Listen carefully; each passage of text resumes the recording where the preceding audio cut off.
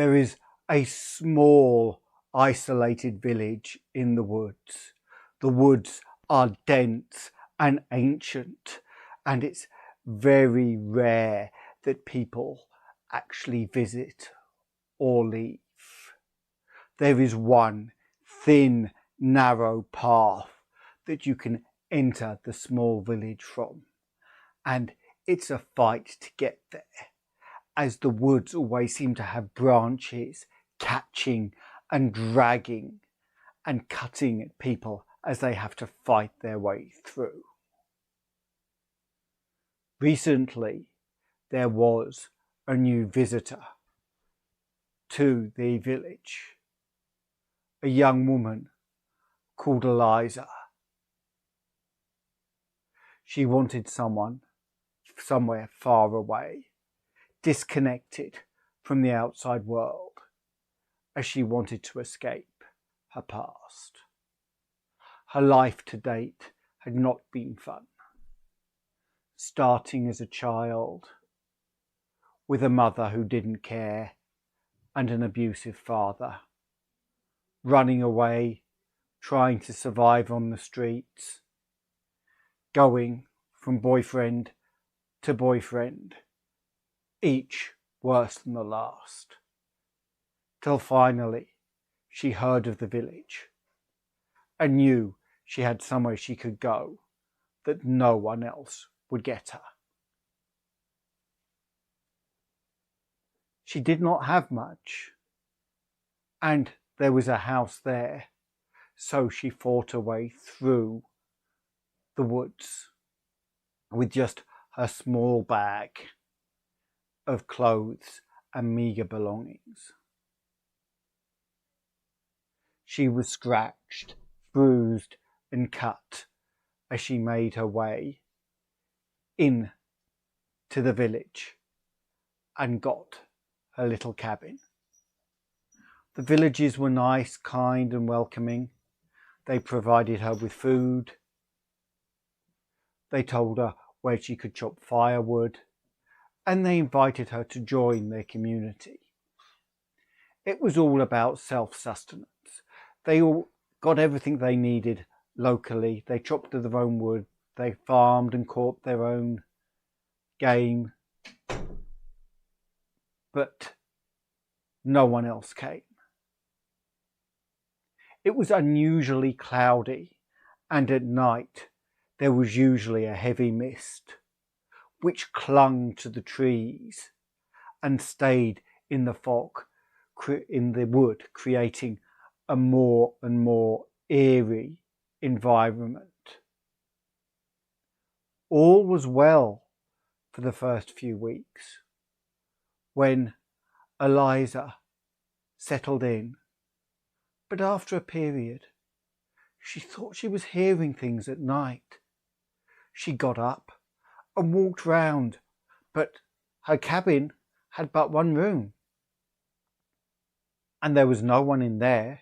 She looked outside, wondering if someone was pulling a prank on her, but again, nothing. She went back to sleep and tried to forget about it. Her sleep was fitful, and then the next night, the whispers came again, louder and louder.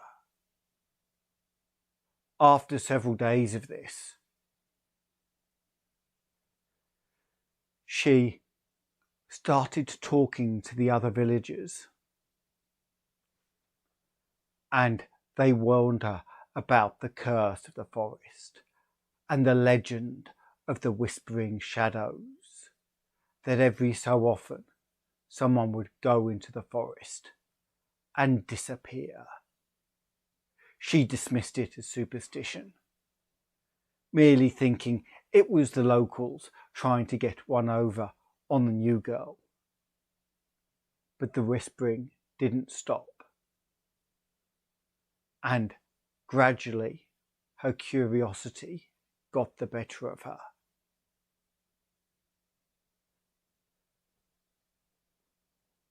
She headed one day out into the forest, determined to investigate the source of the whispers. As she headed in, about midday, she'd packed some food and made sure she knew the direction she could go to get back out. Heading in, despite the warnings of her neighbours, she went away from the path, thinking she could hear and that the whispers were louder in a certain area. The trees seemed exceptionally vicious, almost actively swinging branches in her way. But she had a hefty machete and cut her way through. Each cut, the whispers seemed to modulate, almost as though the trees were screaming. Occasionally, she saw breaks through the foliage, and the odd raven would fly past. Ravens weren't her favourite birds. They scared her. They were supposed to be clever. They were supposed to be intelligent. But she casted no thought and continued hacking her way, heading towards the sound of the whispers. Gradually, the trees started to thin, and she thought she saw a gap further up. Moving forward, she found a clearing with an abandoned old cabin. As she moved up, she could see there were strange symbols and carvings on the walls, both inside and out. The cabin was larger than her meagre home, seeming to have multiple rooms.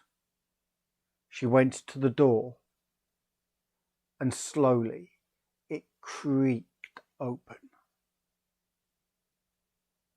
Stepping in, she called out in case there was anyone in home, but there was silence, and the layer of dust and cobwebs as she went in told her no one had lived here in a long while.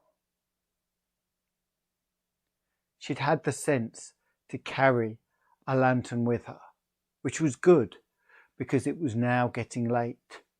Though she didn't think that much time had passed, the sun seemed to be disappearing behind the trees, casting the clearing and the cabin in deep shadow.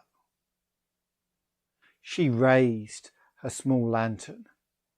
It almost made it worse rather than helped, as the fog seemed to be rolling in and the area outside just lit up, but without actually showing anything.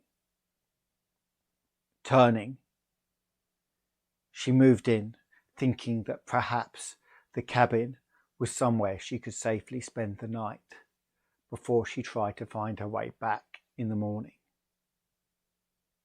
She moved in and saw in the large main room a hatch that seemed to go to some kind of basement, and then a small corridor with rooms off the side. Hoping one was a bedroom with some kind of bed in it, she took her lantern and moved down. The floors creaked beneath her feet as she looked. There was a slam and the main front door closed behind her. But there'd been no wind. What could have caused it? She ran back, but the door was jammed. She couldn't open it.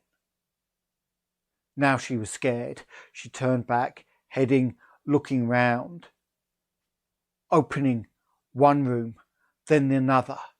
They were empty, deserted. No furniture, no sign of life. She turned back. There was only one real option. She had to try the basement. she lifted slowly the heavy door.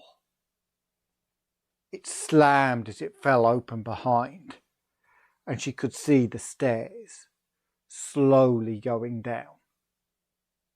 Turning, she made her way down into the dark.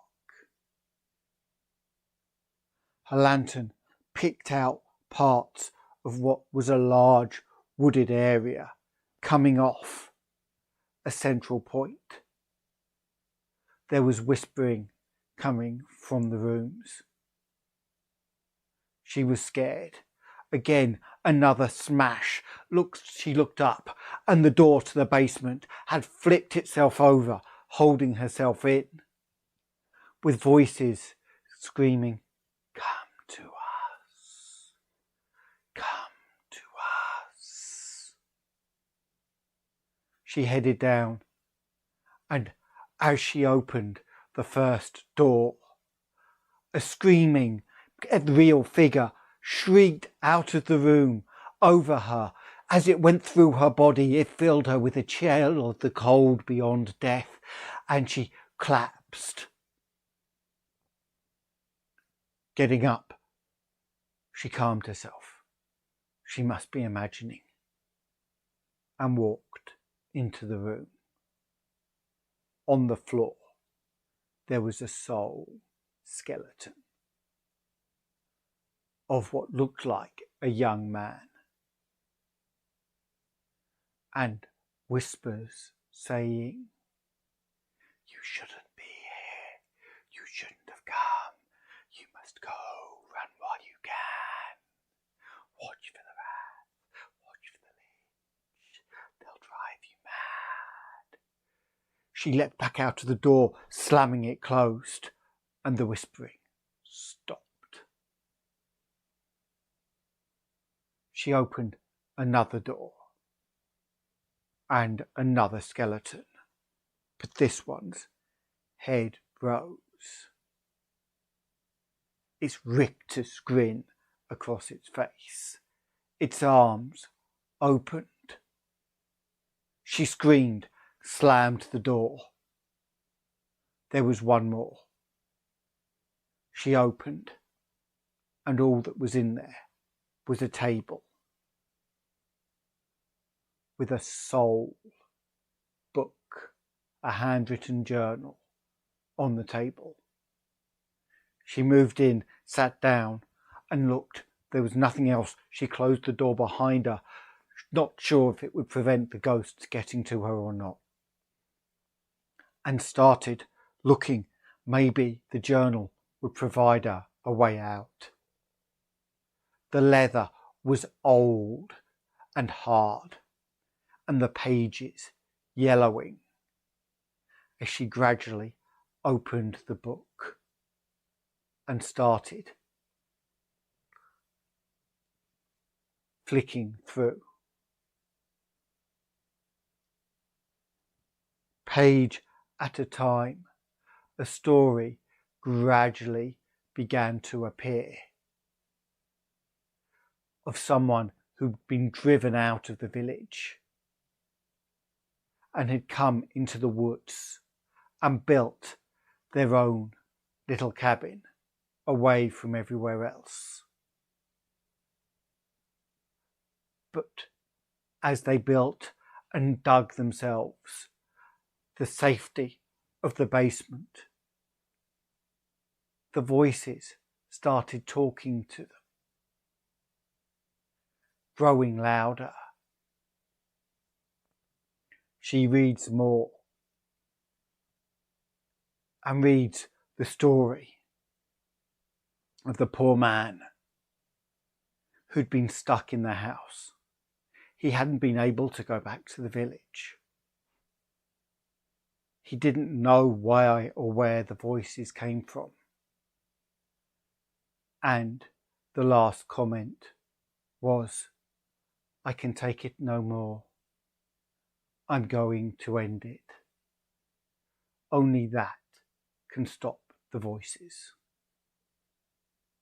There were no more entries after that. Waiting, praying, she sat for what seemed like forever. Then, for some reason, not knowing what caused her to do it, perhaps it was the gradually sinking wick on her oil lamp, she opened the door and headed back up the stairs. She managed to heave open the hatch and come back out into the cabin. Light was now coming through the window, the light of dawn. She'd made it through the night. The whisperers had died away. She had the diary, she had the journal, and she headed, opening the door, which seemed to open easily now. She moved back out into the clearing, and though it took her some time, found her way back to the village.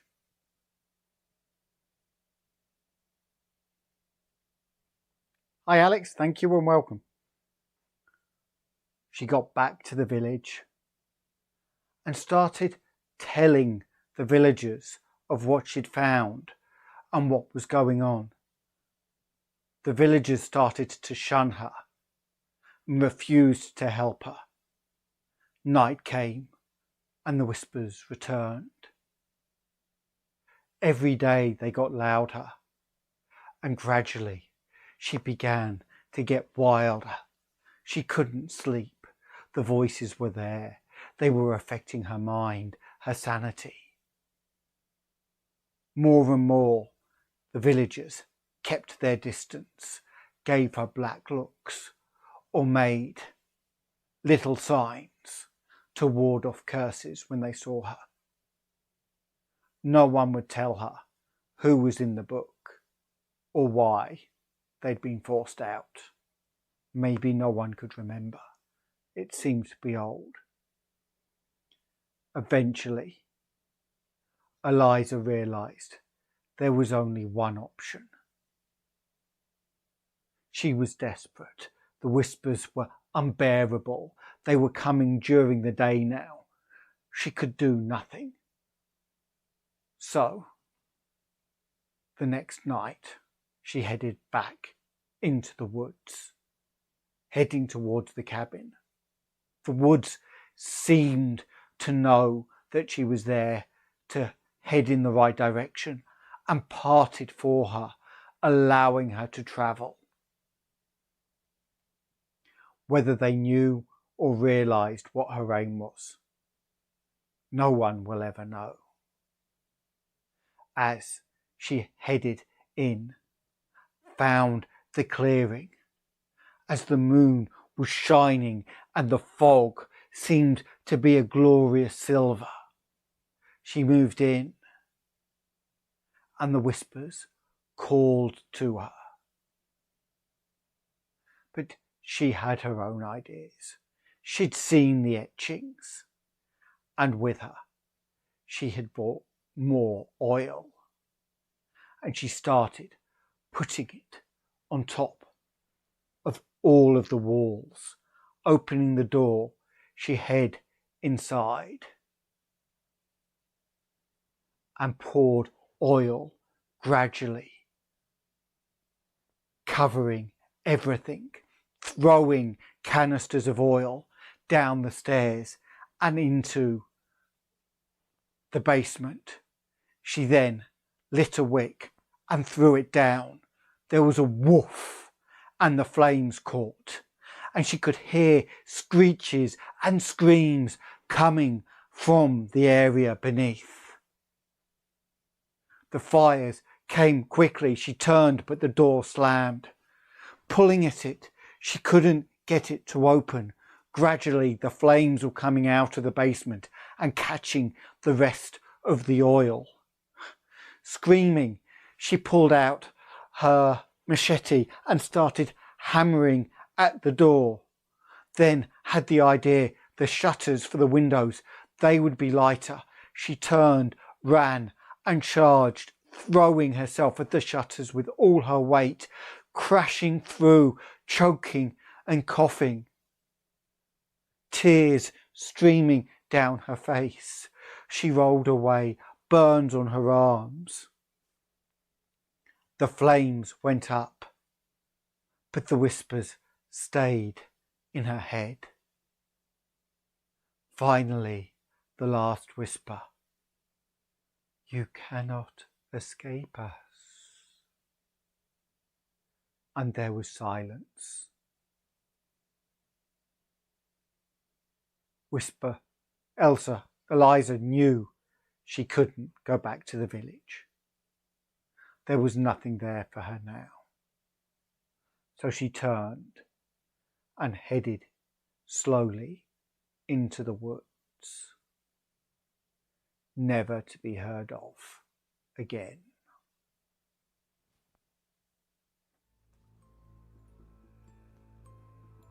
How was that, folks? I didn't manage to get it all in there. I think I got your ghosts. I saw them going down. The ravens only going past. The ravens went overhead. There was a lack of fairy cakes.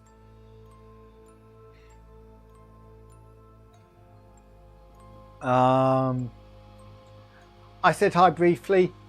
Hello again, Alex. I'm not going to even think of trying to pronounce your last name. Welcome, and I'm really glad you're enjoying anything. Please come along and join in chat on these. It's nice to see people getting involved. You know, this is basically most of my social interaction for the week. I spend all my time recording and editing videos, so it's really nice to have a chance to talk to people and people to come along. Equally, I'm in Discord whenever anything happens, so if you want to go onto Patreon, join us and join the Eldritch Order, I'm happy to chat in there as well. But hello and welcome.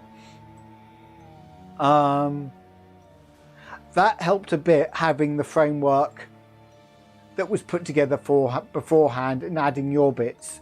So guys in the Eldritch Order, if you want to help them put like 4 or 5 point frameworks or start building them and everyone work together to build one, that would be really great. This has been really fun and it's cheered me up a lot, which I need. So thank you all. Those in America, enjoy your Thanksgiving. I hope you have a great meal, you have a great time with your family and your friends, and that you don't bankrupt yourself on Black Friday tomorrow. Though, of course, Black Friday's really been going all week. Until, with that said, farewell for now. And remember, if you hear voices in the woods, don't follow them. Run far, far away.